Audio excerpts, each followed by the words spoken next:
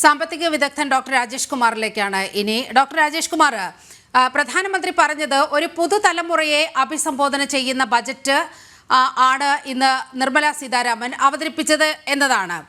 ഈ കർഷകർ മുതൽ ഏറ്റവും വലിയ ന്യൂക്ലിയർ എനർജി മിഷൻ വരെ പ്രഖ്യാപിക്കപ്പെട്ട ഒരു ബജറ്റാണ് നമ്മുടെ മുന്നിൽ ഉള്ളത്. 2033 തദ്ദേശീയമായി വികസിപ്പിച്ച 5 ആണവ റിയാക്ടറുകൾ സ്ഥാപിച്ചുകൊണ്ട് നമ്മുടെ എനർജി ഉൽപാദനം വൻതോതിൽ കൂട്ടുന്ന രീതിയിലേക്കുള്ള വലിയ പ്രോജക്റ്റ് അടക്കം മുന്നോട്ട് വെച്ചുകൊണ്ടാണ് ഈ ബജറ്റ് അവതരിപ്പിച്ചിരിക്കുന്നത്. ആർട്ടിഫിഷ്യൽ ഇൻ്റലിജൻസിൻ്റെ കാര്യം എടുക്കുകയാണെങ്കിൽ അവിടെ 500 കോടി വകയിരുത്തുകയാണ്.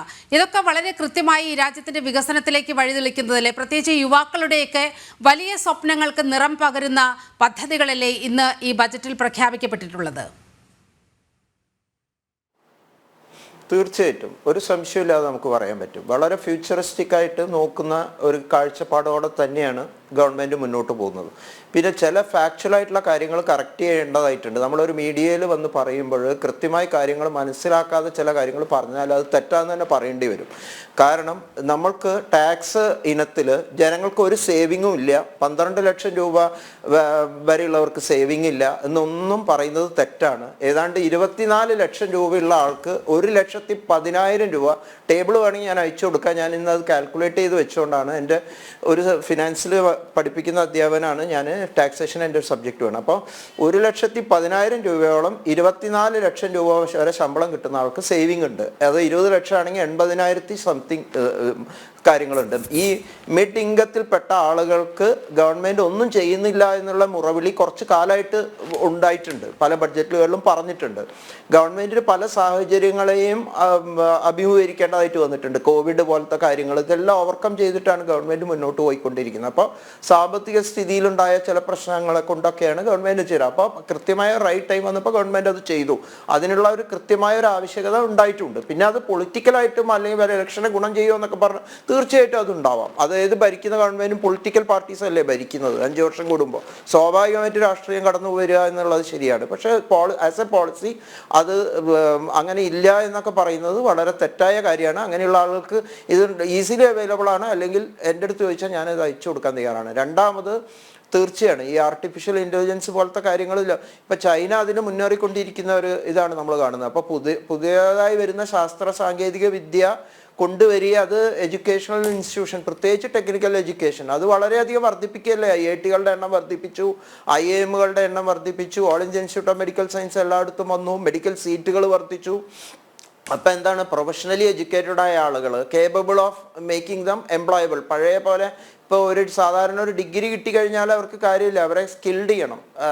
അപ്പോൾ ആ സ്കില്ലിങ്, അപ്പോൾ കഴിഞ്ഞ പ്രാവശ്യമൊക്കെ നമ്മൾ ഒരുപാട് അപ്രന്റീസ്ഷിപ്പ് തുടങ്ങിയ കാര്യങ്ങളൊക്കെ പറഞ്ഞു. അതിൻ്റെ തുടർച്ച എന്നോണം തന്നെയാണ് ഇത്തരത്തിലുള്ള പുതിയ നിർദ്ദേശങ്ങളൊക്കെ വന്നിരിക്കുന്നത്.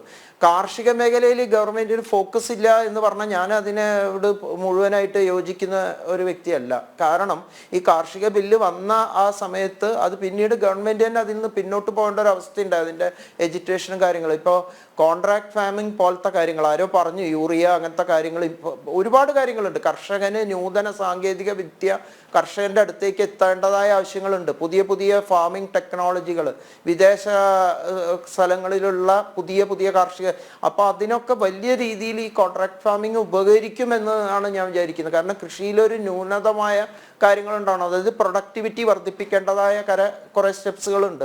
നമ്മൾ അവർക്ക് താങ്ങ് കൊടുക്കണം, താങ്ങുവിലയുടെ കാര്യത്തിലൊക്കെ കൊണ്ടുവരണം, അവരെ പ്രൊട്ടക്റ്റ് ചെയ്യണം എന്നുള്ള കാര്യത്തിൽ സംശയമില്ല. അപ്പോൾ അതുപോലെ തന്നെ ഞാൻ ആദ്യം പറഞ്ഞ പോയിന്റിലോട്ട് വരികയാണ്. കാരണം ഹയർ ഇൻകം ഉള്ള അഗ്രികൾച്ചറിസ്റ്റിനെയൊക്കെ ടാക്സ് ചെയ്യേണ്ട സമയം അതിക്രമിച്ചിരിക്കുകയാണ്. അഗ്രികൾച്ചർ ടാക്സ് 0 ആണ്, നില്ലാണ്. അതിൻ്റെ ഒരു പ്രധാനപ്പെട്ട ഒരു കാരണം ആയിട്ട് പറയുന്നത് സംസ്ഥാനങ്ങൾക്കാണ് ഈ കാർഷികത്തിൻ്റെ ഇതുള്ളത്. കേന്ദ്രത്തിനെ പോലെ തന്നെ എല്ലാം സംസ്ഥാനങ്ങൾക്ക്. അപ്പം അന്ന് സംസ്ഥാനങ്ങളിൽ വോട്ട് ബാങ്ക് ഉള്ളത് കൊണ്ട് ഈ കർഷകരെ ടാക്സ് ചെയ്യേണ്ടെന്നുള്ളതിൻ്റെ പേരിലാണ് അതെന്ന് അഗ്രികൾച്ചർ ടാക്സ് നില്ല് എന്നുള്ള ഇതിലേക്ക് പോയത്. അതാണ് അതിൻ്റെ ഹിസ്റ്ററി. നമ്മൾ ഇൻകം ടാക്സിൻ്റെ ഹിസ്റ്ററി വായിച്ചു നോക്കിയാൽ നമുക്കത് കിട്ടും. അപ്പോൾ ഞാൻ പറയുന്നത് ഹയർ റേറ്റിൽ അവരെ ടാക്സ് ചെയ്യണം. എന്നിട്ട് സാധാരണ കർഷകരിലേക്ക് അത് വരണം. അതിന് ഊന്നൽ കൊടുക്കണ്ടെന്ന് ഞാൻ പറയുന്നില്ല, കാർഷിക മേഖലയിലേക്ക് ഊന്നൽ കൊടുക്കുക തന്നെ ചെയ്യണം. അതുപോലെ തന്നെയാണ് നമ്മൾ ഈ ടെക്നിക്കൽ എഡ്യൂക്കേഷന്റെ ഇത്. പിന്നെ ടെക്നിക്കൽ എഡ്യൂക്കേഷൻ സ്ഥാപനങ്ങൾ ഇങ്ങനെ വർദ്ധിപ്പിച്ച് ഇപ്പൊ അദ്ദേഹം പറഞ്ഞു. പക്ഷെ അവിടെ എന്താണെന്ന് വെച്ചാൽ ഈ ക്വാളിറ്റി ഇമ്പാർട്ട് ചെയ്യണം. അതായത് ഇന്ന് തൊഴിൽ മേഖലകൾക്ക് എന്താണോ വേണ്ടത് ആ ഒരു കാര്യം. ഇപ്പോൾ നോക്ക്, നിങ്ങൾ പുതിയ UGCയുടെ ഒരു ഗൈഡ് ലൈൻ പ്രകാരം അവർ പ്രൊഫസർ ഓഫ് പ്രാക്ടീസിനെ 10% യൂണിവേഴ്സിറ്റികൾ കൊണ്ടുവരാമെന്ന് പറഞ്ഞു. അത് വലിയൊരു കാര്യമായിട്ടാണ് ഞാൻ കാണുന്നത്. കാരണം നമ്മുടെ യൂണിവേഴ്സിറ്റി സിസ്റ്റത്തിൽ അത് UGCയുടെ പുതിയ ഗൈഡ് ലൈനാണ് കൊണ്ടുവന്നത്. അതുപോലെ തന്നെ IIT IIMകളിലൊക്കെ ഡയറക്ടർമാരായിട്ടുള്ളവരെ ഇൻഡസ്ട്രിയിൽ നിന്ന് കൊണ്ടുവരാമെന്ന് പറഞ്ഞു. ഇത് പറയുമ്പോൾ ഇവിടെ കുറേ ആളുകൾക്ക് ഇങ്ങനെ വളരെ ചൊറിഞ്ഞു വരുന്നുണ്ട്. കാരണം ഈ ഞാൻ അധ്യാപകരെ കുറ്റം പറയുകയല്ല, ഞാനും ഒരു അധ്യാപകനാണ്. അപ്പോൾ ആ രീതിയിൽ ഞാൻ പറയുന്നത്, കാരണം നമ്മുടെ പുതിയ മാറി വരുന്ന ഒരു സംസ്കാരത്തിൽ ഇത് രണ്ട് യോജിച്ച് വേണം.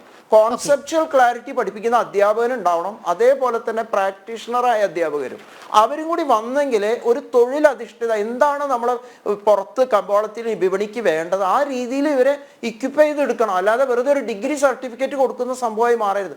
ഇതേപോലെ തന്നെ ഈ കോപ്പറേറ്റീവ് സൊസൈറ്റികളുടെ കടം പിരിച്ചെടുക്കുന്ന കാര്യത്തിൽ പറഞ്ഞു, അതിൽ അതിലേക്ക് വരാം.